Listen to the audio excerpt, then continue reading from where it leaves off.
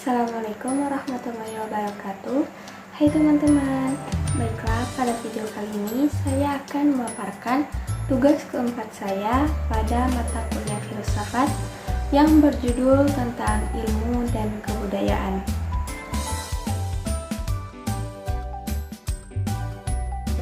Menurut Kamus Besar Bahasa Indonesia, ilmu memiliki arti pengetahuan tentang suatu hidup yang disusun sistematis berdasarkan metode atau aturan-aturan tertentu yang dapat digunakan untuk menjelaskan tentang gejala tertentu dalam bidang ilmu pengetahuan.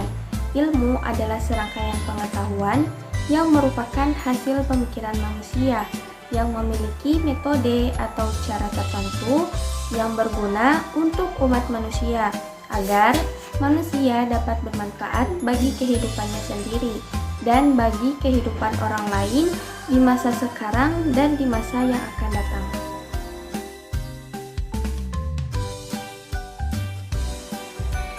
Budaya atau kebudayaan berasal dari bahasa Sanskerta yaitu budaya, yang merupakan bentuk jamak dari budi atau akal, yang dapat diartikan sebagai hal-hal yang berkaitan dengan budi dan akal manusia.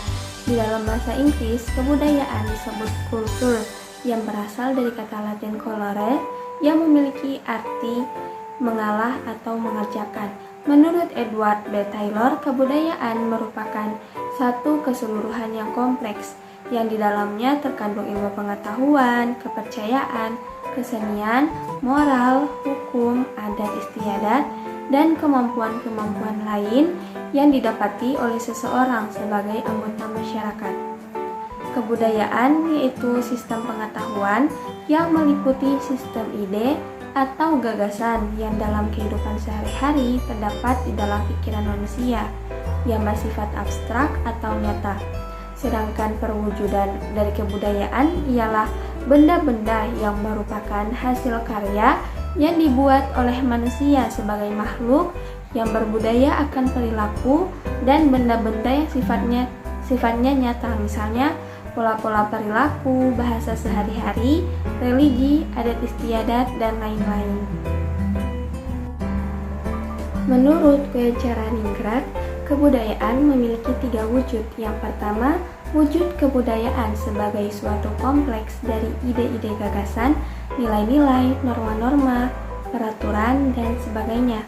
Yang kedua, wujud kebudayaan sebagai suatu aktivitas kelakuan berpola dari manusia dalam masyarakat. Yang ketiga, yaitu wujud kebudayaan sebagai benda-benda hasil dari karya manusia.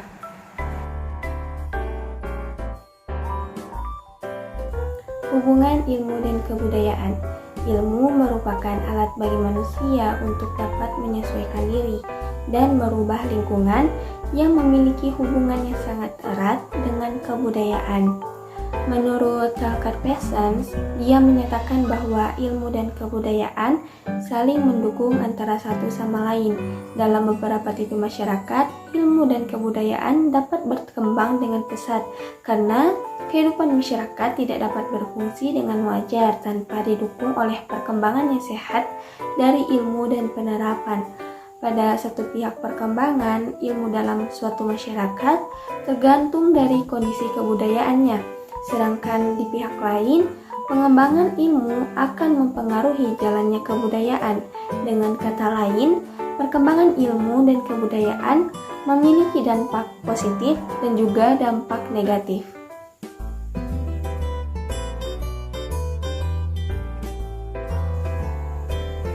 Karakteristik ilmu ada 4. Yang pertama, ilmu mempercayai rasio sebagai alat untuk mendapatkan pengetahuan yang benar. Yang kedua, alur jalan pikiran yang logis, konsisten dengan pengetahuan yang telah ada. Yang ketiga, pengujian secara empiris sebagai kriteria kebenaran objektif. Yang keempat, mekanisme yang terbuka terhadap koreksi.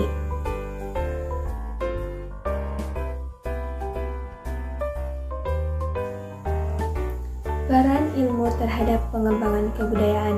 Ilmu merupakan bagian dari pengetahuan, dan pengetahuan sendiri merupakan unsur dari sebuah kebudayaan. ilmu memiliki peranan ganda. Yang pertama, ilmu merupakan sumber nilai yang mendukung terselenggaranya pengembangan kebudayaan nasional. Yang kedua, ilmu merupakan sumber nilai yang mengisi pembentukan watak suatu bangsa.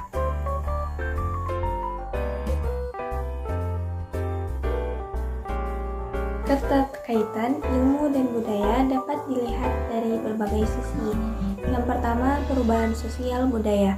Perubahan sosial budaya dapat terjadi dalam suatu lingkungan masyarakat apabila sebuah kebudayaan melakukan kontak dengan kebudayaan asing maupun kebudayaan lain.